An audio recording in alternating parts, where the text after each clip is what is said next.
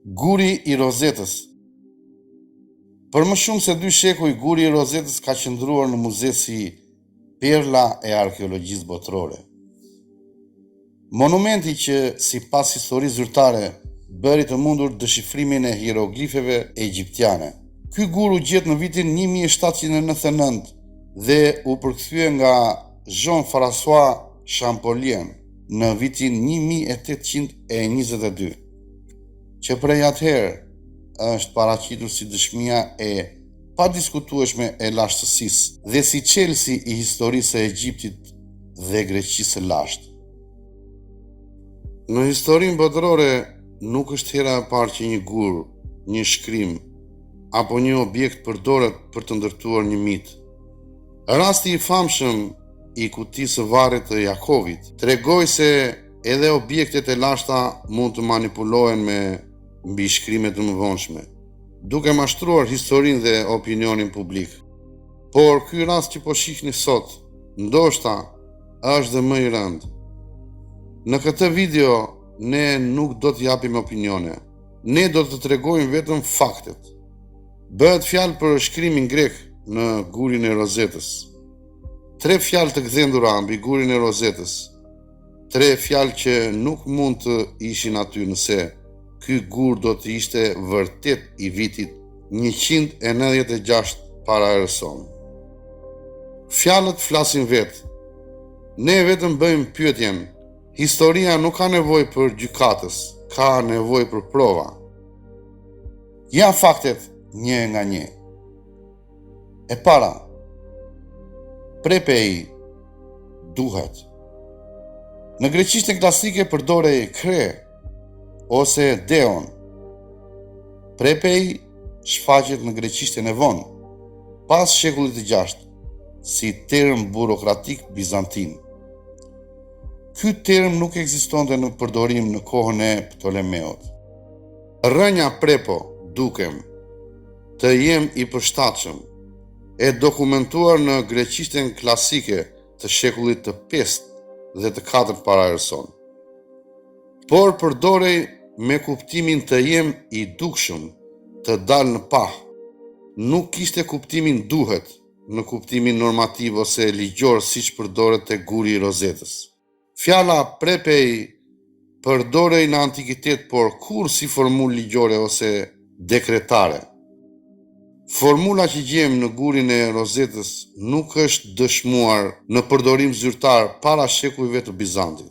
Forma prepei, si folje e pasivizuar dhe e përgjithshme për është e detyrueshme, fillon të përdoret vetëm pas shekullit të 5 të erës sonë, në greqishten e vonë dhe në tekstet kishtare bizantine.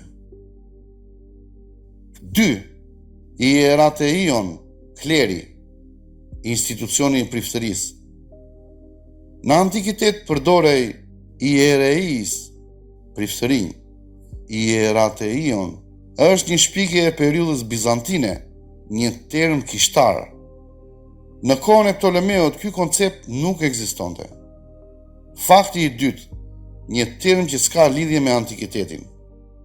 Një formë e ndërtuar mbi bazën e fjalës hiereis, prifti, plus prapashtesa institucionale eion, një formë karakteristike e gjuhës kishtare bizantine, e përdorur kryesisht në Katharevusa pas shekullit të 18, për të emërtuar institucione fetare të krishtera.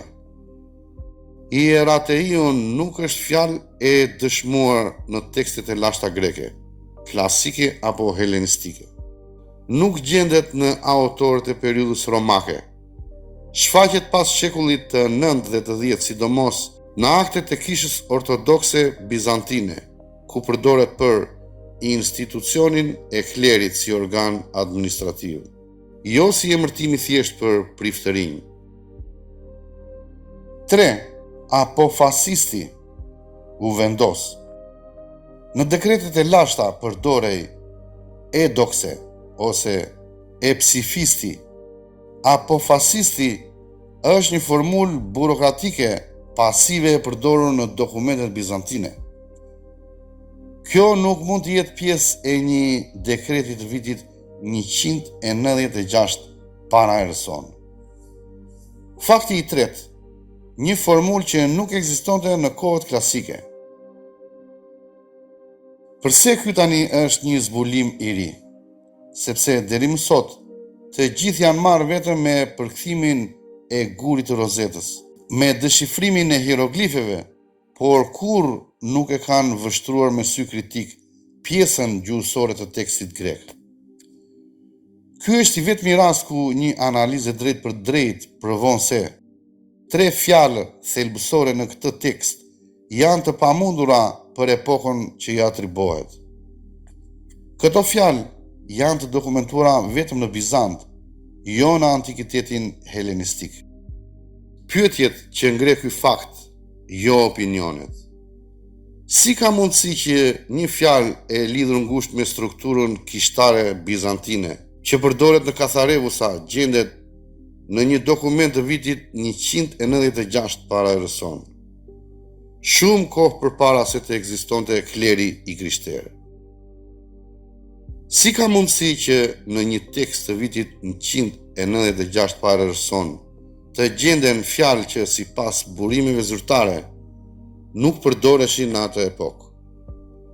Si shpjegohet që fjalët prepei, irateion dhe apofasiste, të cilat janë dokumentuar në burimet më të vona, gdhenden në një mbishkrim të supozuar të jetë i lashtë?